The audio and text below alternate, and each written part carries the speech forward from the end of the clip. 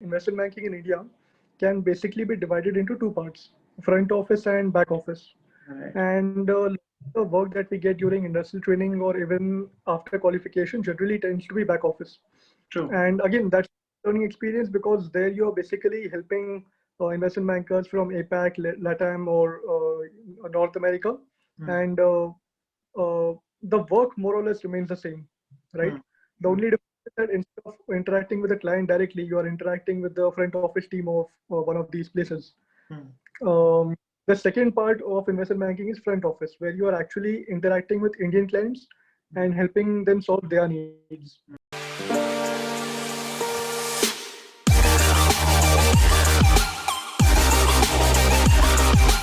Rohit passed his CA final in May 19 with AIR 22. Very nice. He's a CFA level 3 candidate. So he started his career with Bank of America in investment banking and now is working as a private investor at Brookfield. So he completed his articleship from PwC in audit, right? So did I miss anything? So that pretty much sums it. Okay. So we'll start with the main question. Why investment banking? So I think quite honestly, I've always wanted to do finance, right? For as long as I can remember. Even during my articleship, I was sure that I want to eventually shift to finance. And over a period of time, I got more and more information about the different fields in finance. Hmm. And investing was one of those fields um, which had a very steep learning curve.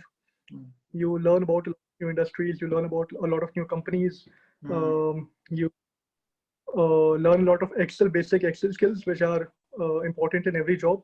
Hmm. And overall, it seemed like a right way to go about it. Right.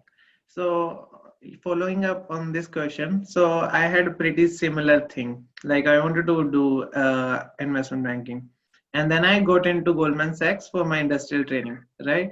But I didn't get the same sort of work which I wanted to, like which I was fascinating in my mind. So did you end up getting the same work? What was your role like? Sure. So, before it's important to know that investment banking in India can basically be divided into two parts, front office and back office. Right. And the work that we get during industrial training or even after qualification generally tends to be back office. True. And again, that's learning experience because there you're basically helping investment bankers from APAC, LATAM, or North America. Hmm. And the work more or less remains the same, right? Hmm. The Hmm. only difference is that instead of interacting with the client directly, you are interacting with the front office team of one of these places. Hmm. Um, the second part of investment banking is front office, where you are actually interacting with Indian clients and helping them solve their needs. Hmm. So Bank of America was basically a proper front office role. It Hmm. wasn't a back office. Okay. So what was your day-to-day job looks like? Like what you used to do at Bank of America? Sure. So basically, like, before I answer that question, I think it's important to know what investment banking is, Hmm. uh, or what an investment banker does. And Oh, basically, we do three or four types of things. One is mergers and acquisitions, where we act as a broker between two companies. One which basically wants to acquire another company, and hmm. we represent one of them. Right? We act as a broker for one of them. We either represent the buyer or we represent the seller, Hmm. and we help them make do that transaction, right? So that's one. Second is ECM, basically equity capital markets, where you have the IPOs, FPOs, and all those types of transactions, where we Hmm. help companies do a listing on the stock exchange. Okay. And then you have which is debt capital markets, where you help a company issue bonds in the Okay. market, Okay. place bonds. So depending on which type of work you are doing, the work profile changes completely. Okay. Some banks are very particular that if you join a M&A department, you only end up working in the M&A department. Hmm. Some banks are more, they'll hire you in the investment banking team, and then depending on where there's a requirement, they'll place you, right? Hmm. Hmm. Bank of was agnostic and area agnostic role. So Hmm. I worked on DC, I worked on M&A transaction. For example, we worked on the Geo transaction where we had Facebook acquire a 9.9% stake in Geo platforms.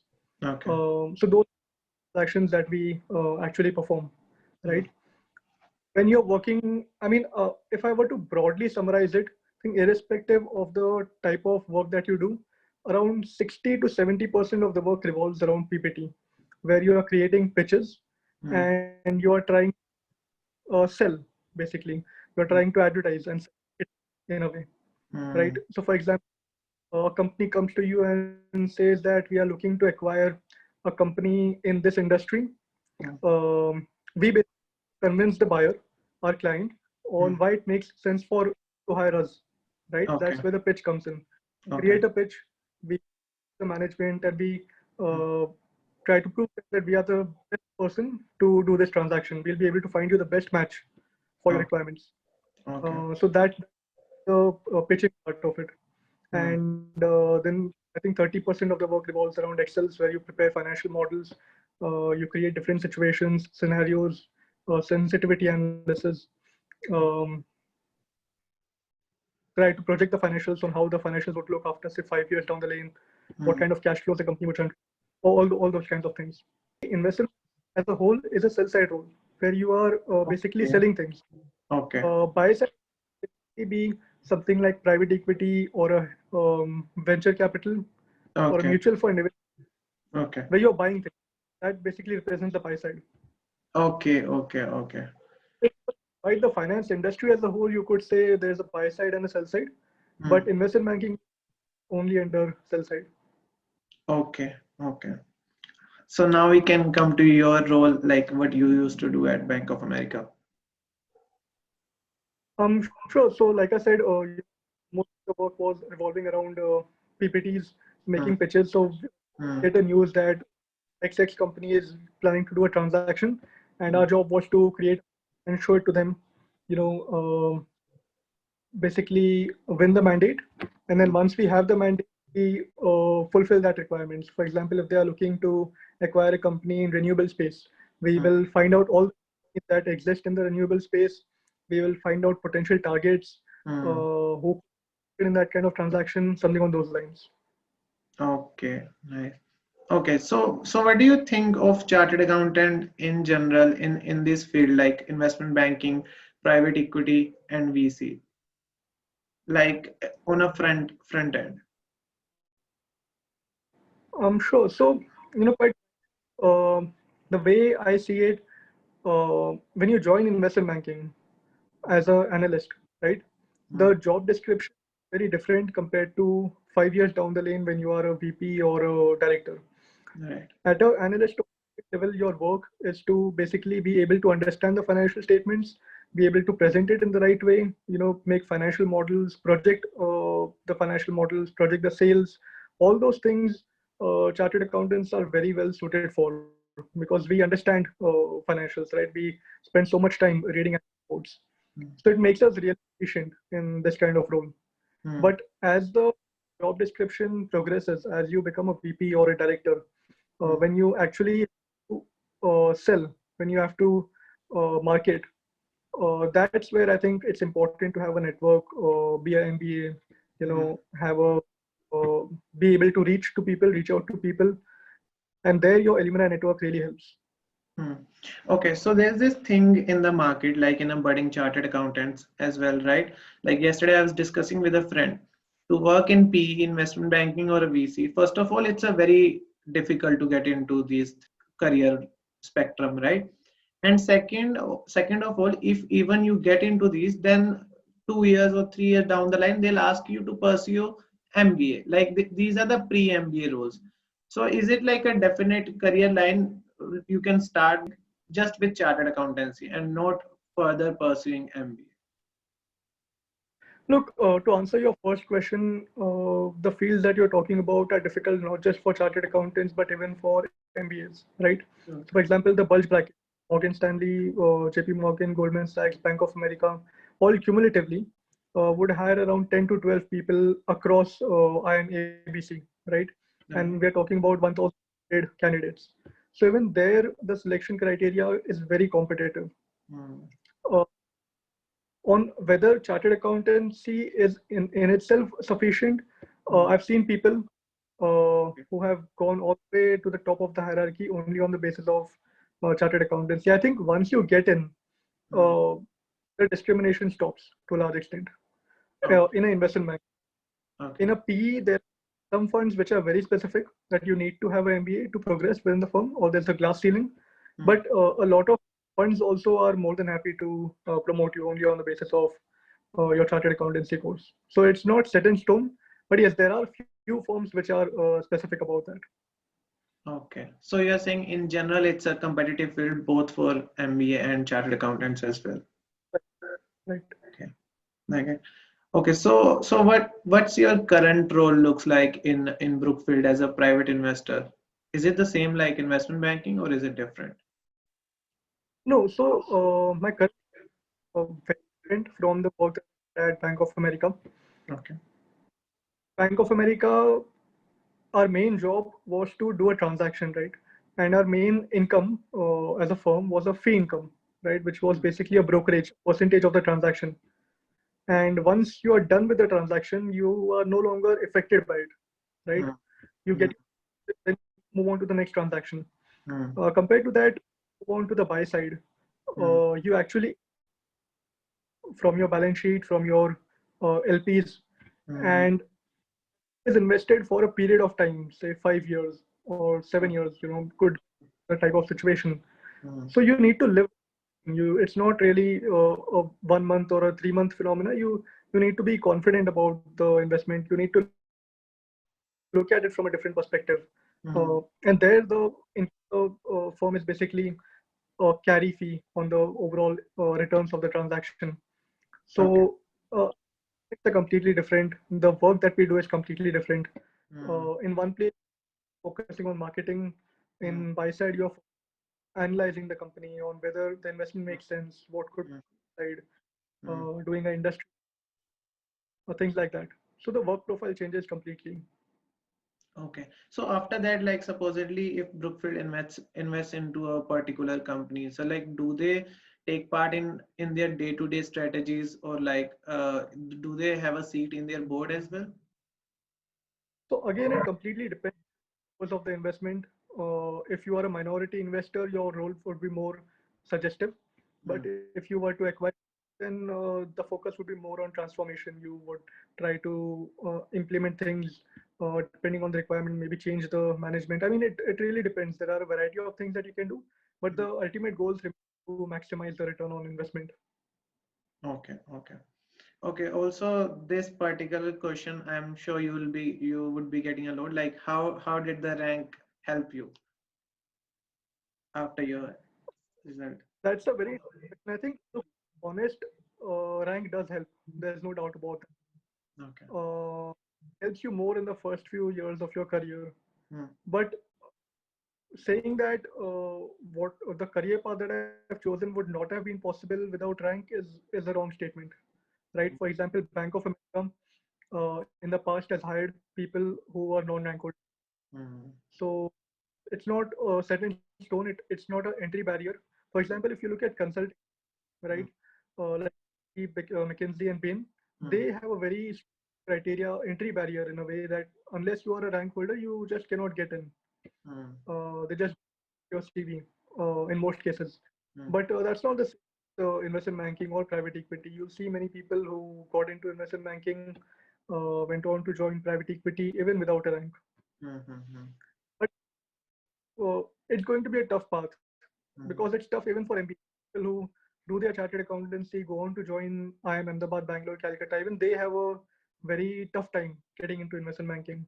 So the problem is that investment banking as a profession, as a field, hires very limited number of people as a whole, right? For example, team at Bank of America had around 3 or 4 analysts and it's and for Morgan Stanley or JP Morgan or Goldman Sachs. So there's no requirement to hire tons of people, and it's one of which attracts a lot of people. So a lot of people actually want to get into these kinds of fields.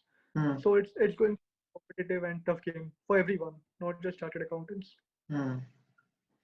Okay, so there are as of now there are not many companies, or I'll say next to none, who provides articleship in investment banking, right? So like there are 2 3 boutique firms that I know of that provide articleship in investment banking, but yeah, as you told me that their role is very limited, like limited to making the PPTs and marketing, right? So what would be Uh, the advice? Yeah, sure. Sorry, go on. no, but there are a few places industrial trainees in their mid office. For example, JP Morgan Yeah, yeah, made has for a industrial training, yeah, sure. Like I'll just yeah, the first part of articleship, like in which you have to work in a CA firm. So yeah, right. for industrial training, they do provide in back office and mid office. Uh, that's what I know of. Not sure if there is industrial training exist in front office. So what would be the advice you give to that student who is pursuing articleship and want to end up working in a front office after he qualifies? That's a very tricky question. Look, it, uh, in hindsight, even if I had an opportunity to join investment banking during articleship, I'm Hmm. not sure that would have been a good choice or an appropriate choice, Hmm. because investment banking as a career is very hectic for the initial few years, at least for the initial few years of your career, Hmm. right? At an associate level, especially when you're working in a bulge bracket front office, the work hours can be crazy. Monday to Sunday, 18 hours a day, and in that kind of schedule, it becomes very difficult to spare time for anything, let alone studies, right? Right. Uh, I don't think articleship is the right time to get into investment banking. Maybe third year industrial training still makes a lot more sense. Hmm. Uh, that's one. Second, overall, again, this is my personal opinion. I feel that people who want to get into investment banking are better suited doing articleship in audit compared to tax, because in audit you are more closely associated with financials of a company. Hmm. You get a of the annual report flows Hmm. on where you'd find was, and all that helps you ultimately in your investment banking career, Hmm. right? Second, a brand helps definitely. So doing articleship from a big four definitely goes a long way. It's Hmm. not a big needle mover. I think Hmm. every point counts, right? Hmm. That's two. Look, again, if you want to, there's no one path of getting into investment banking, Hmm. but in my experience, and I've seen people doing this, you either after immediately clearing your CA final get into one of the back office roles like JP Morgan or some other bigger firm. Work there for 1 or 2 years. You learn how to pitch.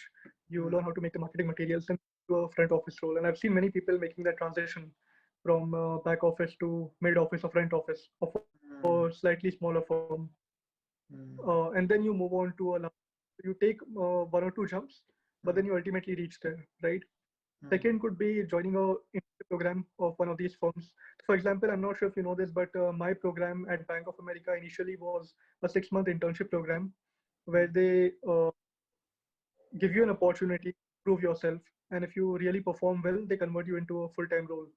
So I Hmm. received my full-time, I think somewhere around August or September last year.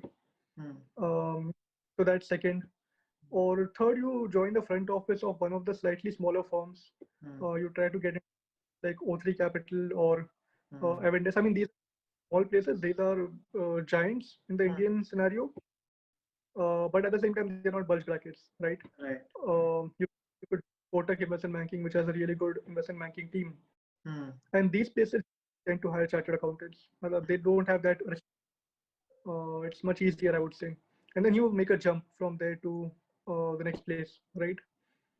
So that's one more path of doing that. And then lately, I've seen a lot of people doing this. Immediately after clearing your CA final, you give your CAT, get into ABC. Hmm. There again, good chance of getting into one of the bulge brackets. For example, one of my friends did that. He cleared his CA final, worked at O3 Avendus kind of a place for 6 months. At the same time, gave his CAT, went Hmm. on to join and now he got an internship at Morgan Stanley investment banking team. So Hmm. that's one interesting path. But I'd say there are multiple ways of doing it. There's no one sure short or easy way of doing it. Hmm. Yeah, that was really great. Like there are many paths for a chartered accountants to break into this field. Okay, so when you put a post regarding this that a CA market is very disorganized in terms of finding a job. So I just wanted to ask your experience. How did you tackle that, and what advice you would give to the coming chartered accountants? Like how should they go about it to find their dream job? Sure. So the market is disorganized. Basically, you don't have a placecom committee. You don't have people who would help you connect with each other, right? Who would help you connect with the potential employers, and which is all true. But at the same time, I found that chartered accountants tend to be very, very, very helpful, right? When you approach chartered accountants, they tend to be very responsive, Right. and will actually take the efforts to connect with senior chartered accountants or with people who are working in investment banking or the industry, right? And that makes them a lot more responsive, because if you get like few requests, you are more happy to respond to them. So I'd say reach out to people, chartered accountants who are working in investment banking or consulting or wherever you want to get into, right? Connect with them, network with people. That's a big plus. And I think second would be connected on the social media, like LinkedIn, for example, is very helpful. I got into Bank of America through a LinkedIn job posting. Uh, so LinkedIn is very helpful. You'll come across people who post roles related to finance there. And overall, I think, yeah, you connect, you have these placement agencies also, like Fast Track Careers and all. They also tend to be helpful, although they have limited roles in finance.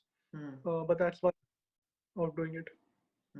So when you say network with these people, like how should a young chartered accountant or aspiring chartered accountant go for this networking thing? How should they do it? Sure. So let me. So when I cleared my CA finance, also started looking for jobs in the field, right? And maybe my experience was unique about this, but I felt that the more senior person you approach in the hierarchy, importantly, accountant in the industry, the better response you get, right? So for example, I had messaged some very senior people on LinkedIn, connected with them and messaged some very senior chartered accountants working at some of these bulge brackets and some of these mid-sized firms. And I got a really basically, you draft a message, you tell them that you're looking for a job in this industry for experience, and uh, I could really look for some guidance, something on those lines, basically. And Okay.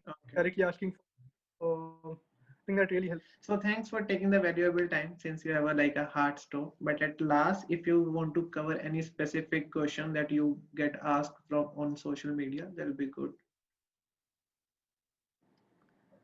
Sure. I mean, most of the questions I get on LinkedIn or social media, for that matter, are relating to getting into investment banking, and I feel up beyond a point. But I think there are a lot of roles in different industries which can direct you to get into investment banking. For example, you have DD, financial due diligence, or M&A advisory in Big Fours. I've seen many people from there to front office investment banking. So there are different paths that don't try to copy a single path, because it may not work out for you. But keep trying. I'm sure you will make it. Okay, thanks, Rohit. Thanks for taking out the time.